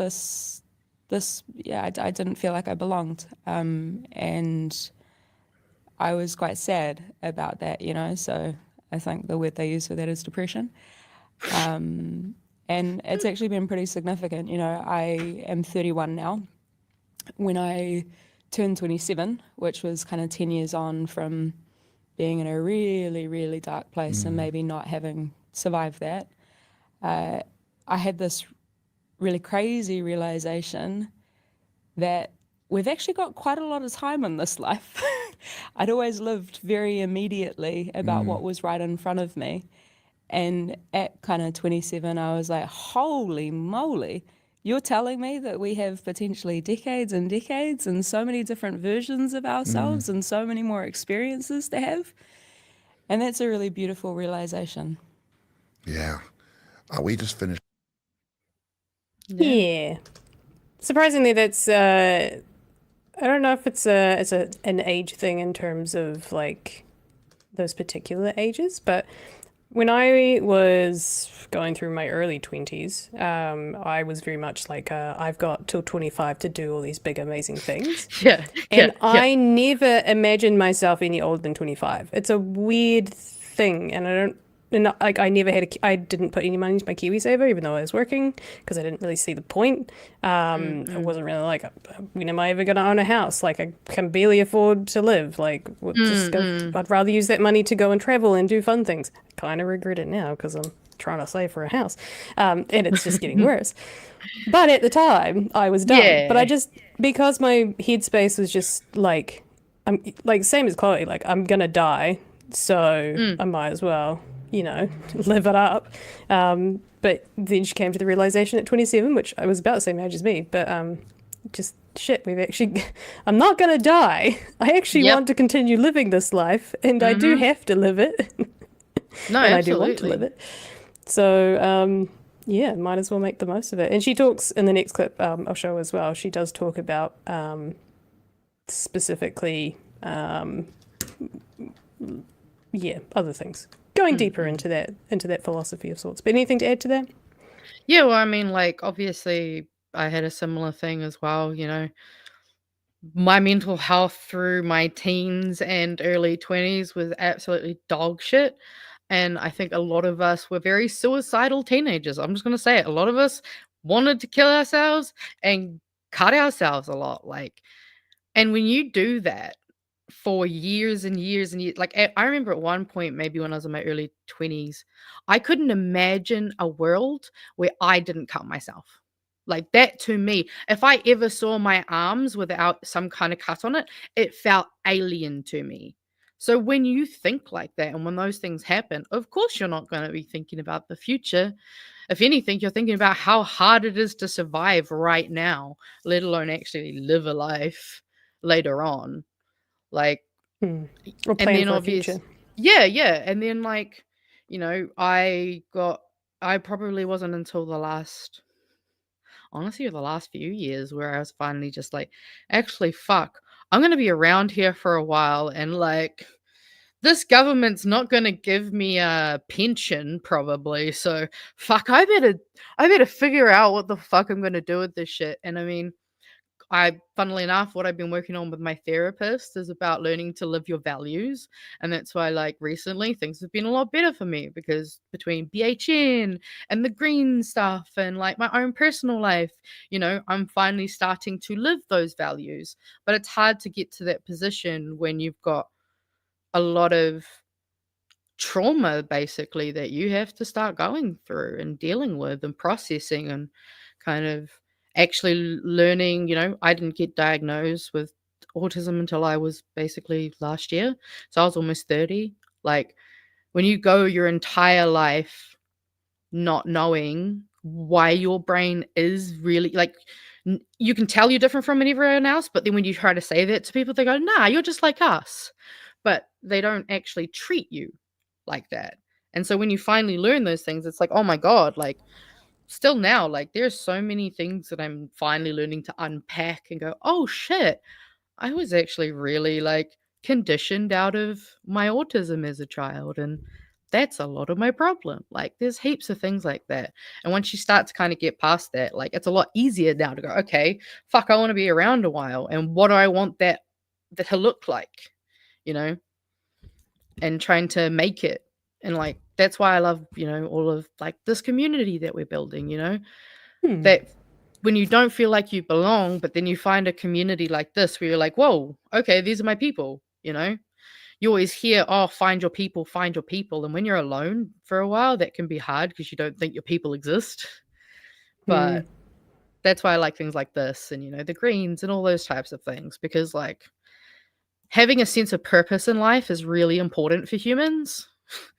And also having social and interpersonal connections is extremely, necessary. It is a lifeline. So, yeah, I'm just glad that us millennials are getting through it, and most of us didn't kill ourselves. And sometimes it sucks. There's the odd time when my brain goes, you know what? It could be easier if I wasn't here. But then you have to go, no, just do the hard thing, get it done, you'll be fine. It's one of those things of like, when you're younger, right? You don't have the perspective of a change, right?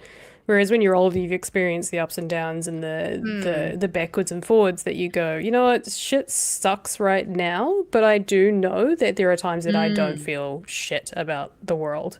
Oh, so absolutely. but also we're in a much better place now in society where, well, better, but not the best, I don't think, where you can understand, and people are understanding that sometimes you have what I like to call it, no spoons or no bones, and you just kind of need to reset, and like, and all you need sometimes is a good reset. You just need to do the things that make you happy and bring you out of those places. And if you've got good people around you, good communities around you, they'll support you through that, and they'll allow you that space. I think it's when you have a very oppressive society and, shitty jobs that don't get it, and they don't allow you that space to come back out of it, that you just repeat the cycle over and over again. So, but at least now we're older, we've got the beauty of hindsight. So when you're a teenager and you go through something shit like that, you don't have anything to, there's no perspective or experience to fall back on, so you think this is the way things are and they're never going to change. So I'd also say a lot of the time, especially historically, I feel like adults don't really know how to support teenagers. And fair enough, it is a hard thing to support someone through, but I think that the way that, especially growing up as a, teenage girl, the amount of times people would make teenage girls' feelings as, oh, you're being a drama queen, you're just being like, and that kind of thing. Like, the way that we treat our teenagers does need to change, because, to be honest, like, they are going through so much, and we need to be patient and flexible and kind of help them figure out why things are so confusing, and just being there to support them rather than telling them they shouldn't be depressed or what do you have to be depressed about? Here I am going to work every day and paying the bills and feeding you're not you. old enough to have problems. Guess what? Your boyfriend dumped you. Yeah, no, it's fine. It's not that big a deal. Like, I do genuinely think that unfortunately, adults are part of the problem, and they need to do better by the time. I have thankfully seen a lot more parents of the younger generations now seeming to be implementing that into their parenting a lot more. But yeah, it's hard when you're a teenager and then all the adults around you are just kind of being mean to you by invalidating and just pushing you aside. Sorry, I'm probably just making a bunch of noises on my mic. Sorry, guys. No, you're fine. All right, well, we'll listen to this next little bit Yeah. as well, because I think she shows a really, it's a 2-minute clip, sorry. So you had to put up with Chloe for 2 minutes. I'm sure we can survive. But she talks more about the philosophy that kind of changed her thinking, and then also how she sort of lives her life now. We're in work. So we're here doing this work. But how did you get through those tough times? Honestly, to give some more context as well, before this they were talking about social media and how being in the public eye, people are just mean. And she was talking about how she, like most of us do, when you get a negative comment, it's like, oh shit, that's about me, ugh. But then you get a positive comment, and I'm sure Magenta, you're exactly the same. You're like, that's not about me. You don't know me. Like, you're so nice. Shut up. Right? Someone says something negative, and you're like, that's me. Leave me alone. Right. It's because it's that bias. What is it? When you're trying to see, you're trying to basically give legitimacy to your stupid bully that's inside your brain. Yeah. So that's just a little bit more context. But how did you get through those tough times?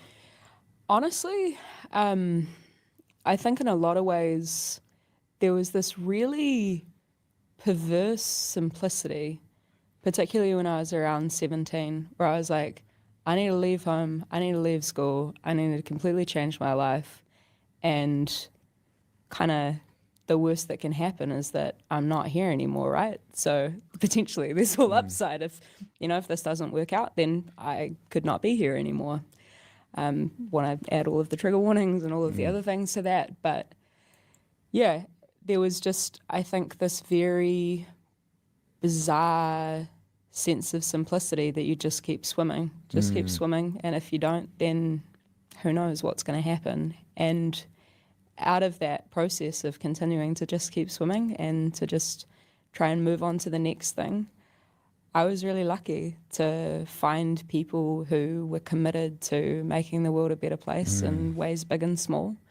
And I think that's another really important thing to note for everybody who feels really upset and angry about the state of the world. Look for the helpers and join them, because you'll find a heck of a lot of people who are doing their bit, And if we understand that the world that we've got at the moment, and this inequality and this unfairness and this poverty and this homelessness and all of this awfulness is a product of the system which the majority of us, whether we want to or not, are kind of participating in and practicing every single day, or if in our daily practice we can do something different, then not only is that helping us to create the world that we want to live in, but that also has a profound effect on you as a person. So yeah, some very wise words from Chloe there, and I think you and we're in a very similar. I think we're about maybe a few years younger than Chloe. But very similar. 31 1 year. Oh shit! Yeah, we're the same age. Shit. Pretty much. Must be a 90, yeah, 93 Chloe baby. just seems like more of an adult than us because she's been doing politics for so long. It's true. Yeah. Some very wise words, and I think we pretty much did the same thing just before, of like you kind of just you live fast and die young, and before you know it, you hit 30 and you go, oh shit, I survived, and actually I've learned a lot, and maybe life wasn't so bad as it was when I was a stupid teenager who didn't know much about the world. But I think what she's also saying there is what you were saying before about community and finding those people in those spaces where you belong. And I'm really happy with our big hairy network. I think we've found people that are just as angry about the world as we are and paying attention as much as we all are. And oh, absolutely. Finding those communities. Hashtag sustainably angry. Yes, sustainably angry. That's definitely something that we need to continue to work on over this year, because man, fuck, some days are hard. Some days are real hard. But like she was saying, like there are good people out there, find them, seek them out, and remind yourself of what your part in all of it is and the good things that you can do to make other people feel good, you know? Yeah. Yeah. Also, before we go into news, can I do memes? Can I do two quick headlines that I need people to know about? Go for it. Oh no, just do the window. No, fuck it, we'll do it this way. So, I don't. Quite a few of you probably already seen this because you probably subscribe to Mountain Tui, but Luxon wants to sell or exchange up to 60% of New Zealand's conservation lands.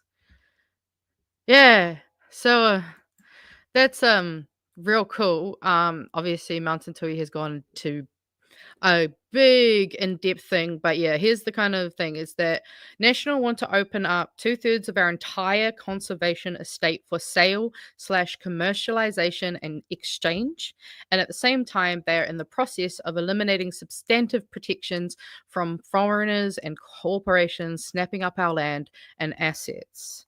And the Regulatory Standards Bill will also offer considerable protections to all property owners, which basically means that if they came in, they would potentially, have the right to sue. Wonderful. And obviously Wonderful. it's going to have a big impact. So, yeah, this is just something that I just, it seems to have kind of slipped past the radar of a lot of media. It was kind of announced, but it was kind of also it was the devil of the detail. Again, it wasn't really fleshed out exactly what they were trying to sell off. So, wonderful. Yeah, so this is something we're going to have to keep our eyes on and look into a bit more. And then the other one that I was sent by my best friend. Product safety and ingredient labels are the next target in the war on red tape. So it says here. No one asked for this, you fuckwit. That's what I'm saying. They just keep doing shit that no one asked for this. Do you know who probably asked for this? The Chemist fucking Warehouse, because it basically reads like a motherfucking ad, because they talked about the fact that, apparently in Auckland on a Thursday, Seymour said the government would review 30 crazy labeling laws. And he actually announced this at the Chemist Warehouse in Auckland. He said, these requirements seem overly restrictive and could be driving up our supermarket bills. And yeah, he's basically saying, complaining that we have too many rules and regulations and guidelines on how you must identify and actually inform people on labels. And he's apparently, this is his reason to complain, is that he said Chemist Warehouse, which is an Australian company, had employed someone employed full-time in New Zealand to check labels. We cannot afford to have these talented people spending their whole lives checking if labels match, he said. So we're cutting red tape for one person not doing a job?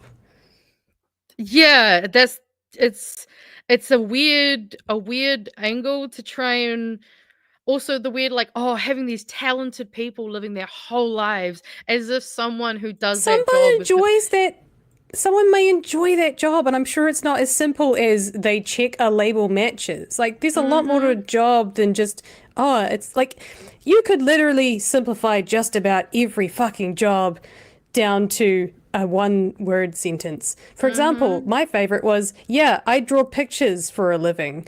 That doesn't say anything at all about what I actually did in my job, which was quite a lot more nuanced. So this, what the fuck is this? Well, and also, God, you're such a fuckwit, dude. This review is going to take a few months and would continue until the end of the year. So they're paying someone and wasting fucking money on having them do this. And then after that, the government would need to decide if any labeling requirements were to be altered or removed. You're also removing someone's job during an unemployment crisis. God, he's fucking asshole. But they shouldn't take it personally because you don't take it personally, guys. Might not be making enough profit. Don't take it personally that you have to work 80 hours a week as a nurse. Don't take it personally. It's just the economy, and we've totally tried to fix it and failed again and again and again. This line is what really fucked me off though. So he suggested the government would look to mirror Australia's labelling requirements so that products sold or packaged for Australia could automatically be sold in New Zealand. Current settings mean products packaged for Australia might not be able to be sold in New Zealand. This forces businesses to waste time and money repackaging.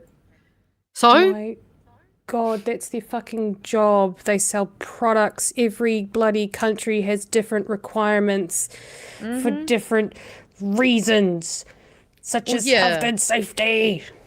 Well, yeah, he keeps again going on this line of Australia and in line, but then you got the Green Party regulations. Suck Australia's dick, you fuckwit. Honestly, seems like he wants to.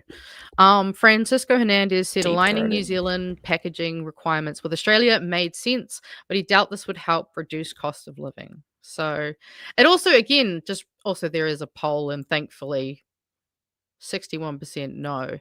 But again, this whole thing just feels like they're doing it because the Chemist Warehouse wants them to. They're doing it because David Seymour just wants to have another headline. He just wants us to talk and complain about him time and time again, and he's just finding nitpicky bullshit to put a press release about. I don't care. He's rage baiting. He's rage baiting. It's just rage. He literally rage baited me. I really want to go tell him to go suck a deep throat fucking Australia's cock. You're such a cock yourself, Seymour. Yeah, and apparently you don't know how to use your own. At least that's what I've heard. I've heard things. Just a rumor, in my opinion. Allegedly. In my opinion. Allegedly, in my opinion. I did get sent the good news story, so we can at least finish on that. But here's a meme. Thank God, everything's fine.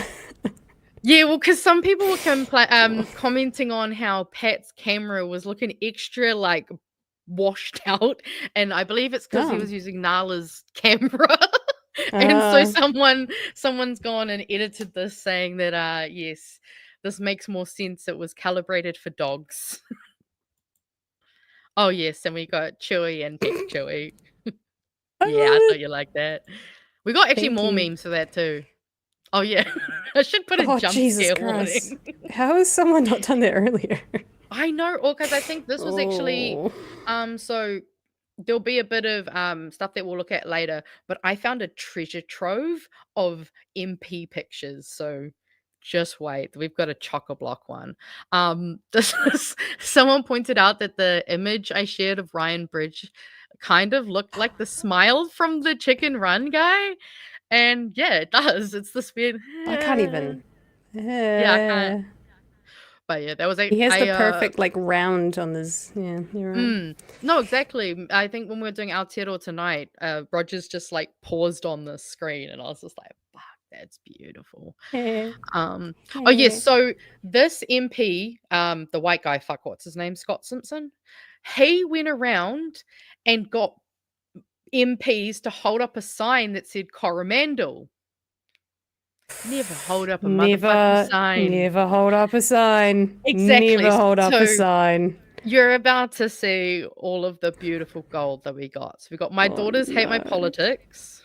Forget hashtag McBish. Now it's hashtag Bish Simp. Kia ora, TM. I thought that one was a good play on the old trademark. Morons. Kupapa AF. Yeah, I like that one too. This one fucking got me. But that's the picture that they used for that Shining one. Yes. Go eat Marmite, you plebs. We got Coromandel Vandal. Rich and sorted. Oh shit, these are good. Fuck the Paws. Yeah, that makes sense. Featuring another one, which honestly I prefer this one. I think Judith's face just really suits it. Yeah. Oh yes, and so yeah, you know how I told you. So this is the next meme. They've given themselves an assignment, and it's him cutting the scissors, but they've just put it into other memes. So this is the first one. Okay. I like this one. I think this one's pretty funny. Oh my god, someone do him doing the Gangnam because that's basically him doing Gangnam Style, right? I feel like some people were talking. We were talking about Gangnam Style in the chat the other day. And now I can't can remember see if it was that. related to this. I thought these ones are just so good. Oh my god! Yeah, someone really put work into this one. They're like, this is really what he Holy wants to do. shit. Jesus. This one, I fucking laughed so hard when I saw this one. Yep, the ray gun. It's too good. Oh. I love the terrible drawing of the I love it. It's the turtle. tiniest little thing. Smallest turtle. Oh yeah, this was requested by Pat. So apparently Pat made a request. Also Ernie from Twitch, if you like these memes, join us on Discord. They're all there. Please. Just come They're all hang there out for with the us. taking. Oh yeah, so based off the meme last week that someone made of you with the birds, apparently when they saw that meme, they thought of this movie and you as this character from Spaceballs. You know this movie? Oh, I God. know of it. I have never seen it. I was too young. Oh my god. You're not Look, I don't like dumb American humor, okay? That's the end of it. This is dumb nerd humor. It's dumb American humor. It's bad. Fair enough. bad. Also, good night, Claire. Makes me cringe. Good night. Thank you for joining us. I just thought you really suit this because actually, I should have brought up the actual picture. I know the character, yeah. Oh, you do know the Nerdy character, looking cool. dude with glasses. Yeah. Oh, love it. Anyway. Oh yes, and so because how I had the Magenta last week, I ended up asking Kai Matara for a cinematic universe, and Kai Matara has delivered. So we've got Patman and Chewie Guevara. Chewie Guevara, love it. M&M's. I don't know why I'm M&M's. I would like to be a superhero, but it's fine. It's fine. Whatever. Hey, take it up with Kai Matara. Which means I put it here because here's all of us. Hey, at least you don't have resting autism face, okay? That meme has like one of the worst resting faces. And then we've got some bonus memes. Actually, I found that positive news that we can quickly look at because it's just pictures. But it's that wholesome end to press the button, mate. Oh, that's why. Okay, it wants me to do it again. Rude. Share. And then put it on. Oh. Me put it on? Yeah, hold on. I gotta remove that. That's why it wasn't going on. Yes, so apparently this is the wholesome update. She's launched her own billboard. So these are the photos. Oh, look at her. I know, right? And actually, one thing I found was quite interesting. To turn it around. When I watched you guys talk about it the other night, I didn't realize me and her, we whakapapa on both sides because I'm Te Arawa and Mātātua too. So, look at that. And so they've gone my mana, my voice, my mandate, vote yes to Māori. And this is her picture, her new picture. And look, there they are. She's on a new billboard that she was actually consented to, which That's awesome. I do love that wholesome little end to that because, yeah. I remember you made a comment about maybe she wouldn't have seen it, but they actually had her standing in front of the billboard that was actually in it was pretty much the busiest intersection of Rotorua. Like, no one would have been able to get away with not seeing it. I just meant like in a completely different area. Like, to be fair, I just assumed they would target where they know Māori might vote yes. At Rotorua, that's a pretty hot contended spot. But yeah, it's good to see that that's come to a more wholesome end. So I do like thanks for That's letting cute. us know about that update. Like, it's always good to be kept in the loop. I'm going to go through some super chats because they're sitting there. And Yes, then we can yes, go yes. blast to the memes. Memes. So just dip in here. Saying, gonna start pronouncing English extra Māori. Sick of Hell it. yeah. Mr. Arvid says, add another to the list of Tiriti breaches. It's in regards to the storybook that had too many Te Reo words, all 6 of them. 8 Vasta, I used to hear the last government use the word motu, country land, a lot. I don't hear it with the current government. Pathetic. Blame Labour, though, right. Someone, thank you, Letele. Not Letele. Letele. Yes. Okay, I'm going to butcher this. I can read it if you want me to. Unless you want to try. Unless you want to. I could do it, but you might as well just do it. Oh, you okay? Yeah. Go on. Ko ngā tahu aho tapuai inahi hei tauira mō apo the footsteps laid down by our ancestors create the paving stones upon which we stand today. Please read that fluently, because when you don't know what the next word's going to be, it's actually really hard. Like I know I can pronounce them all, but when you're not sure what the next one's going to be, you did pretty good. Yeah. Ko ngā tahu a o tapu wai ina nahi hei tauira mō a popo. Easy. Nice. You said the same thing, just a little bit slower. I did say it very slowly. Apologies. Nah, you're getting the things in the chat. You good. And if Paula literally teaches at a school that primarily speaks in Māori, so if she says you did all right, you're all right.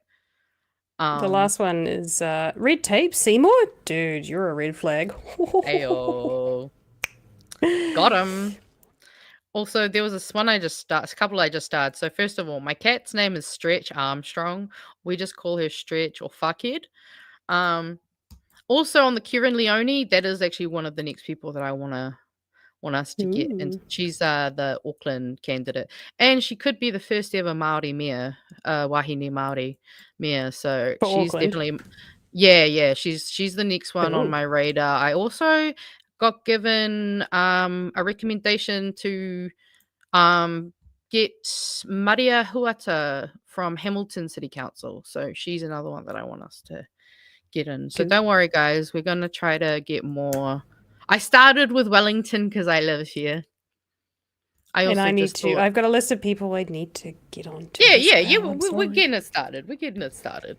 And also, I just like this one. This coalition isn't even monolingual. And that is a very good joke. Also, this one comment came when I was talking about that. Yes, parents have issues too, but it's not the children's fault that their parents have issues. Unfortunately, the parent just has to bear the burden and not make it the kid's problem, because that's what you choose when you have children. Don't have Yeah, children that's why I'm not having kids. For everything. I really could not. Like, imagine. Just no, not for me. Too much work. Shout out to all those people who can make it work. And don't blame their children. Yeah, pretty much. And then we'll just go into our last couple memes. What do we got? Yay. Oh, yeah. So post your personal finance take that will get you cancelled. Saving money is a luxury. You can't, in this economy, expect people to put away 10 to 30% of their salary for rainy days when we live in rainy days every day. Every day is a rainy day for someone with a small salary and massive expenses. And ain't that the fucking truth? Person. He, me, she. Person, condescendingly. Well, on your birth it also says I was 7 pounds and 12 ounces. A lot has changed since then. Oh, the things you'll need to unlearn to be a halfway decent person. And actually, this is funnily enough another half of like that conversation we had earlier about mental health and stuff. Actually learning that, you know what? Sometimes I am the problem. And being able to say that and unlearn some of these things, like getting away from people who use the N-word or all the other things that I had. Normalize asking, is that a furry thing, whenever a guy says they're an alpha? So just absolute PSA. Whenever, especially those red pill boys, always hit them with this one, because it probably is a furry thing. And this one. It's almost the end of the year, and we want to see how you #edge. Show us your most memorable edges below. This post has been deleted. Microsoft did a funny. And then I figured this is how we'll go out into the weekend with positive vibes. Just positive vibes. And that is our memes for the week. And we've officially done our longest episode together. Holy I think. shit. I know. When did that 2 happen? hours. The last Well, time I looked- actually, no, we're still at a 2-hour episode. We've got an hour you started- 58 yeah, we and started 47 late. seconds because we didn't Yes. start until 6 minutes past. So, not true. quite technically, but it's the longest we've probably run. So. I could make it. Actually, no, you know what? You just reminded No, me. my just do hair it. is throbbing. Leave me. Leave You don't me have to talk. be. You don't have to talk. I promise. Just Everything let me tell the hurts. people. Let Ems Go for just. Okay, so real quickly, I highly recommend going to greens.org.nz/get_involved. So there's the Employment Relations Act Amendment Bill. This is a really big one. It's closing soon, so I just urge you all to go read and make a submission, as well as assigning their petition to stop growing the homeless. And also they've got other things here on the Healthy Futures Amendment Bill, and a bunch of the Restore Regional Rail stuff. And then the last one is just, you probably would have seen it on Blue Sky if you follow me, but I thought I'd just remind people that you could go and support this petition from our own Gary Childs to repeal and replace the Misuse of Drugs Act 1975. So I'll put the link into the chat. It only has 114 signatures, so I expect that number to go up. To We've only be at got least 18,000. Right. We've got 63 days left, and this could go to select committee. And you know what? This could be something actually people are asking for. You know, we could actually have the government doing something we like. So yes, those were the last two PSAs. And I'll just send that link into the chat for the petition. Good on you. Yes, I did say it would be a shorter show, but you get on here and time flies. It really So- does. It's because we're having fun with all of the chat. Our Yep, favorite we people. we both got to Foo. We had a cool guest. We had Chloe, which is just I just really like Chloe. She's a fantastic politician, and she's a genuine human being. And I'm so lucky that she's in our parliament, as many others are as well. And I mean, the chat, you guys, I hope you appreciate how much I love you guys. I could have been hanging out with Chloe tonight, and I didn't. I could have been hanging out with all the cool greenies, but I didn't because I love you guys. We do, and So that's go why submit, do the things. you go submit and roll the credits if my thing will play ball while you no work. Come on, throwing it. Why you no work? There we go, we got it. Oh, No, I can't hear it now. yeah, I can't hear it either, which I think means they can't hear it. No, what the? Okay, this is new. hey, we're not having No. technical issues. Oh no. Oh no, I just want to go to bed. See, this one wasn't even me. Let me go to bed. Go to bed. Ems is up past her bedtime, guys. Hitting 30 has really affected her. She's a married woman, and now it's hard to stay up late. And there's fresh bread on the bench. I just want Ooh, to go yum. get fresh bread. And why aren't you working? Oh, yum. I know, my bread. Also, everyone wants us to sing it, and I'll be honest, I haven't fully locked down all the lyrics, but you know what? I'm going to learn it. Help us a little bit. Whether see, I can never tell what they're saying. Even if We should we're all actually, yeah, we creatures should of get hate, You know it's what we a should fun line do? and We we're should working actually together. have the lyric video on the show. News. We should make a It's a individual fun video video that has the for the lyrics. I'm sure people would love it. You're Also, my sad meme now. level is the level of the community. This is a community Now- effort, so Now it's officially a appreciate. long show. I'm just the curator. Okay. Oh, far out. I just wanted to go to bed. You know what? I'm good to you guys because I could have just pressed the cancel button and closed the stream a long time ago. But no, haven't. Because you know what's important? the credits. The credits really is. are what make this show possible. To be fair, when I'm watching the actual show and we're not doing it, I still feel like I have to wait for the credits to end. I'm just like waiting for the song to finish before I can stop. I think I've done it.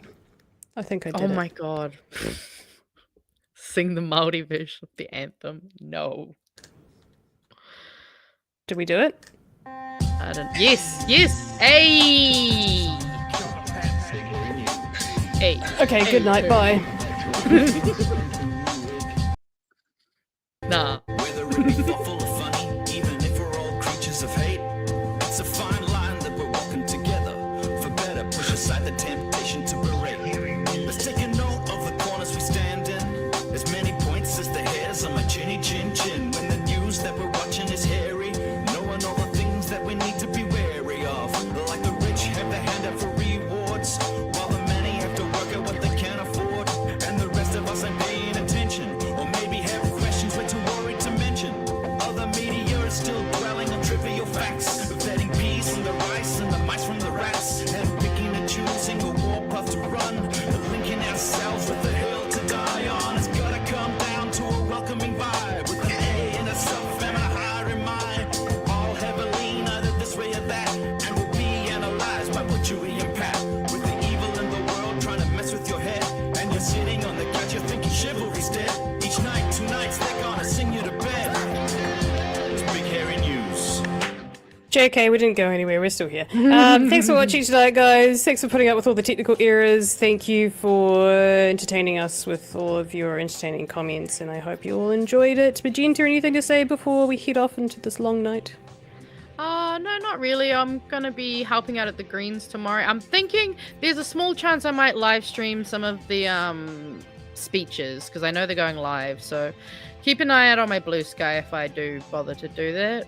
Other than that, honestly, touch grass, go hug someone, drink water. Agreed. Agreed to all of those things, and look after yourself. Remember, hashtag sustainably angry. Go and look after yourselves and have a wonderful weekend. Bye. And we'll see you next Friday. Bye. Jenny, bye.